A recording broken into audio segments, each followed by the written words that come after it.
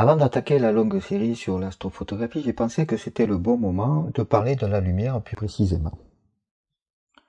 Car l'astrophotographie va nous demander d'aller beaucoup plus loin dans la compréhension de la lumière que la photographie diurne. J'ai déjà dit, la photographie, étymologiquement, ça vient du grec photos, qui signifie lumière, et graphie, qui signifie écrire. Ça veut donc dire écrire avec la lumière. Pour qu'un objet soit visible, il faut que notre œil, ou le capteur d'un appareil, reçoive de la lumière de l'objet en question. L'objet peut émettre lui-même cette source de lumière, ou réfléchir une source lumineuse comme la Lune. Je vous épargne toute l'histoire qui nous a conduit à la comprendre, mais nous savons que la lumière est un rayonnement électromagnétique qui est perceptible par l'œil et qu'elle est composée de photons, des particules, mais aussi qu'elle possède des propriétés d'une onde.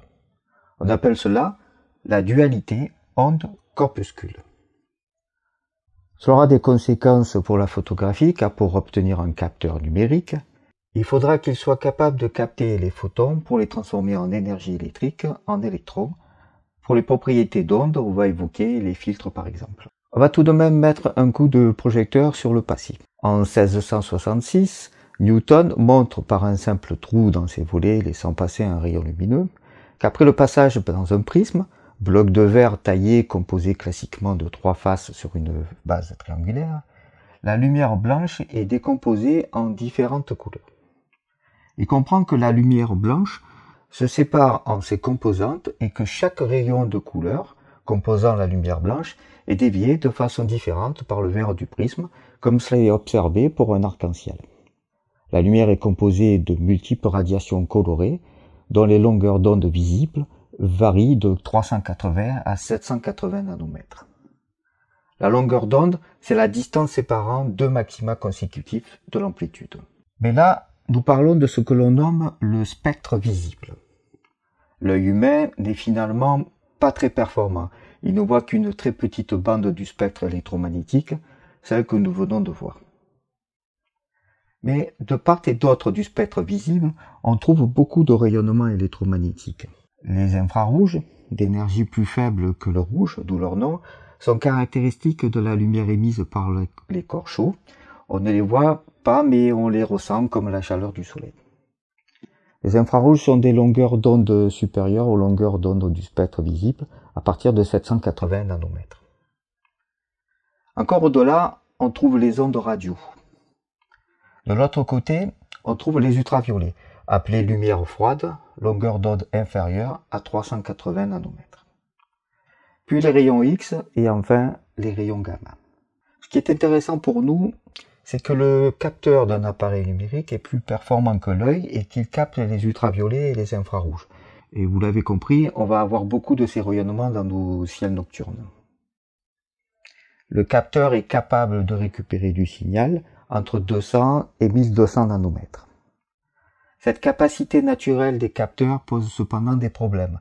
Si on ne fait rien, les couleurs seront faussées, puisque le résultat est certes plus juste au sens plus complet en élargissant le spectre du visible, mais différent de ce que nous pouvons voir.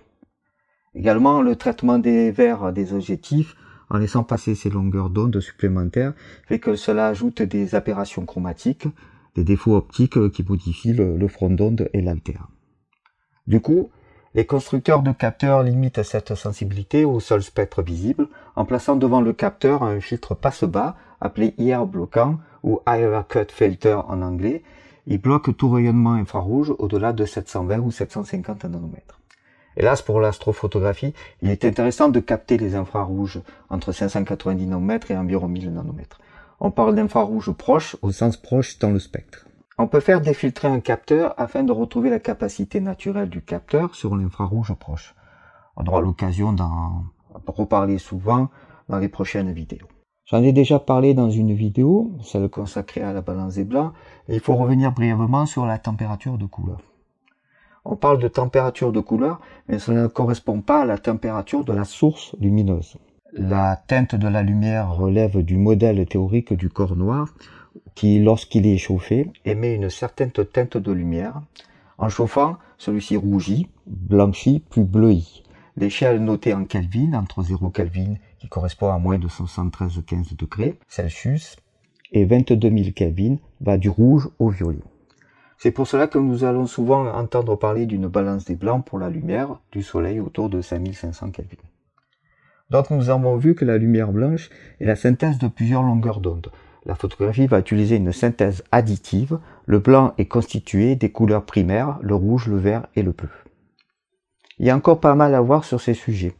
La prochaine étape sera de voir comment le capteur transforme donc ces photons de lumière en courant électrique qu'il numérise pour obtenir l'image finale.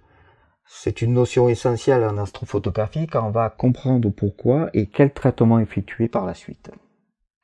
Mais pour cela, on se revoit très bientôt sur Juste une mise au point.